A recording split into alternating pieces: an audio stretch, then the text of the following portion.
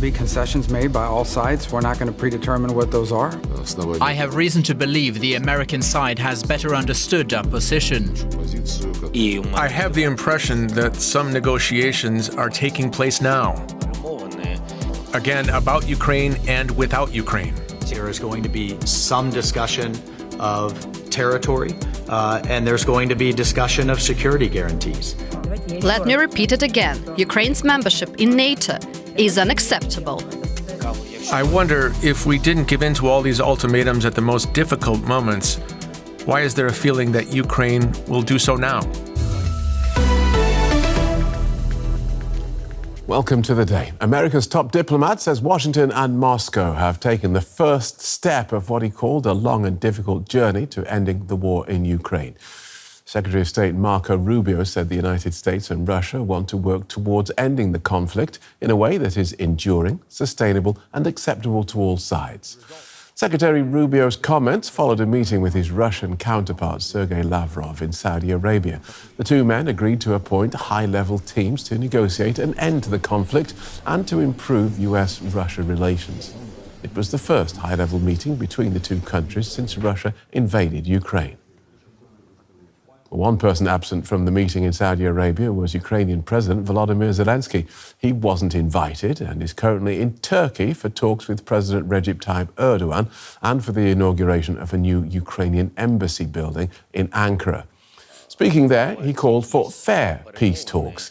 He's previously said he would not accept an agreement worked out without his country's participation. He also said he will not travel to Saudi Arabia later this week as planned. He's postponed his trip until early March. Some other people who feel sidelined are leaders in the European Union. While the talks were underway in Riyadh, EU Chief Ursula von der Leyen was meeting the US envoy to Ukraine in Brussels. She told Keith Kellogg that Europe wants to work with Washington to bring about peace.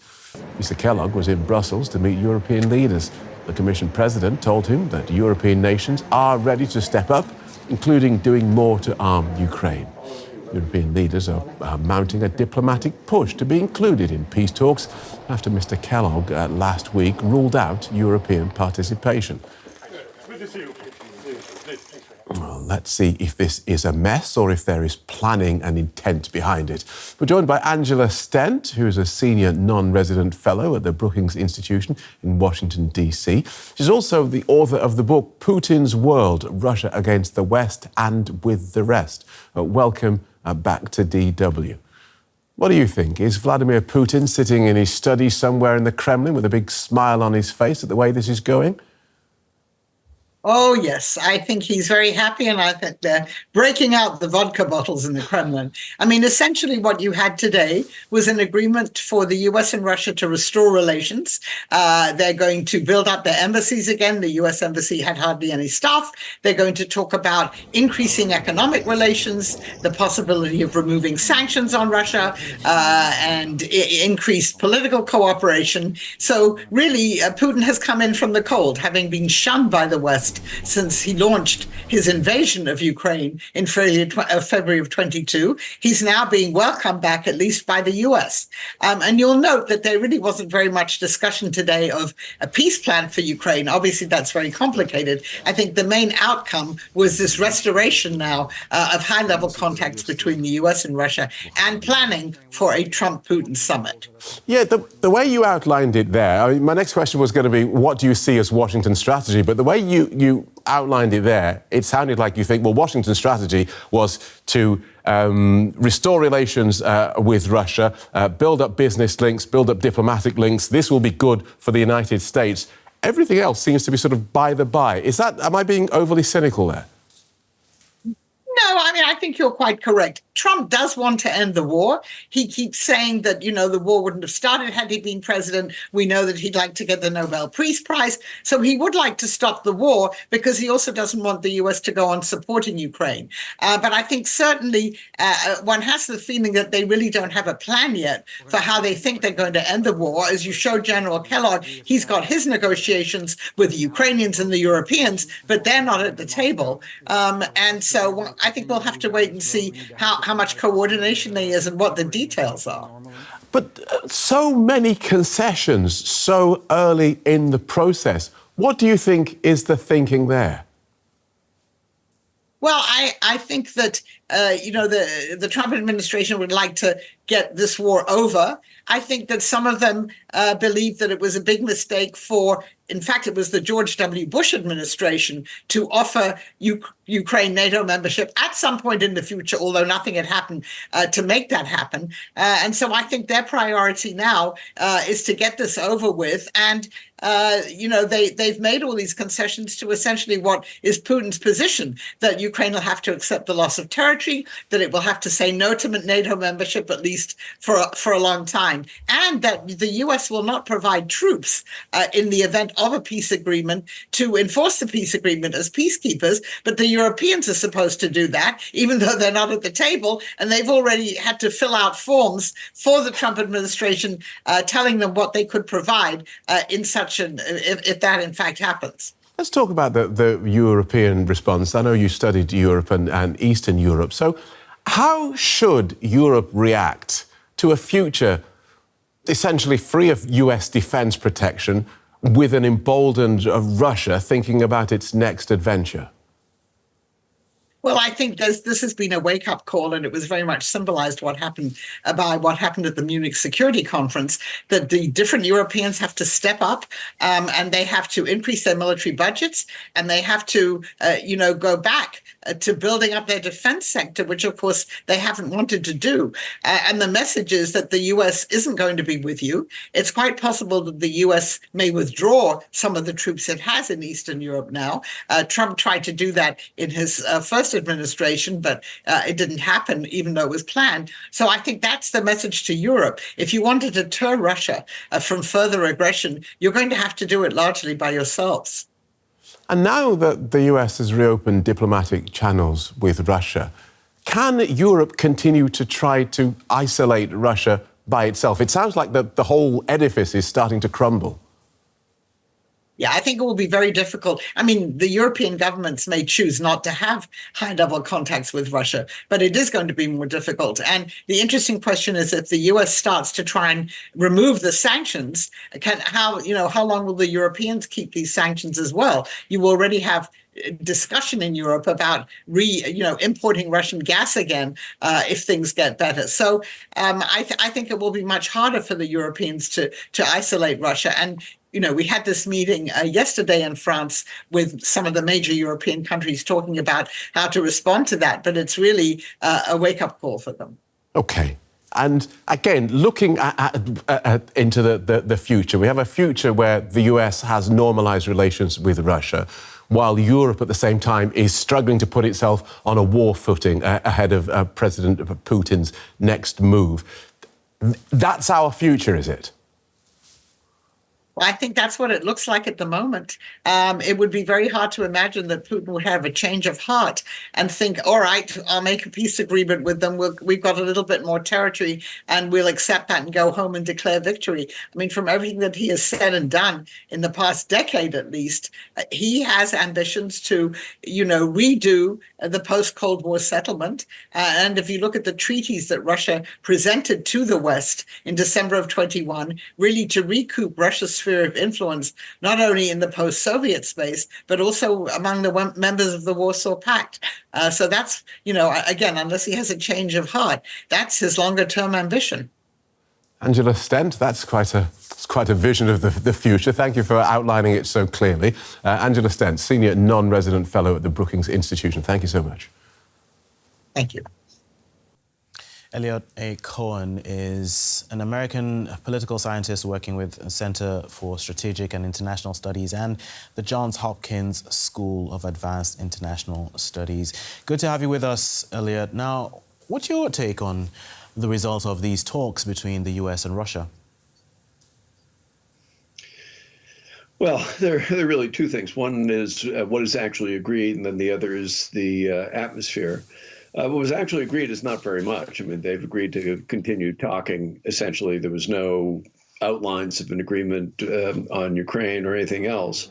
The atmosphere, though, was quite different. The atmosphere was very positive, not just in terms of talking about setting up a meeting between Trump and Putin, but also the Secretary of State making very positive comments about the possibility for future economic collaboration.